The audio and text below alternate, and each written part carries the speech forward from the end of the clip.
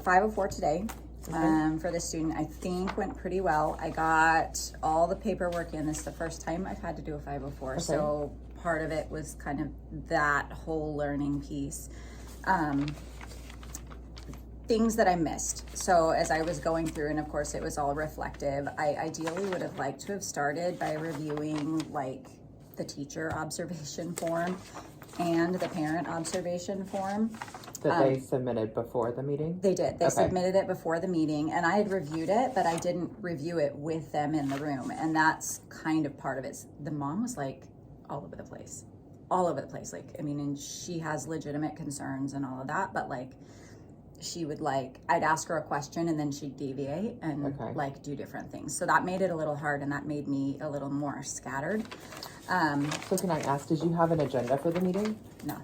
Okay, so maybe that could be one thing, like for the Okay. next meeting, is just prepare an agenda to Okay. kind of keep the meeting on track. And Okay. then since you noticed that the observation, that you would have liked to have done the observation forms first, like that could be like the first part of your agenda. Okay. And then this is what it turned out to be. The online format like wouldn't allow me to do it. Looking at this, okay, so I heard in my program like never more than like 5 bullet points. This is a lot, and I feel like I don't know how much some of it is like effective. So with a student with ADHD, loss of focus, fidgeting and stuff, difficulty with focus, breaks as needed, but then it's also here. And so I just feel like some things are listed like twice, but So some You know of what it I may mean? have been able to be kind of in the same group, because I Yeah. see like difficulty with focus and attention, and then minimize distractions. And so I'm wondering if like minimizing distractions is actually more of an accommodation. right. The legitimate movement, so the identified need being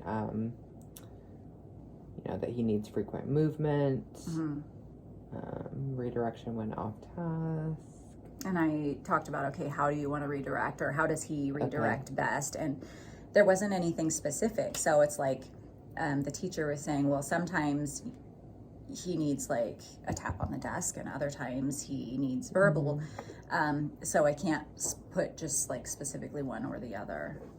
So what I'm reading here under all of this would be like his identified need is the difficulty with his focus and attention. And under that is like your distractions, the redirect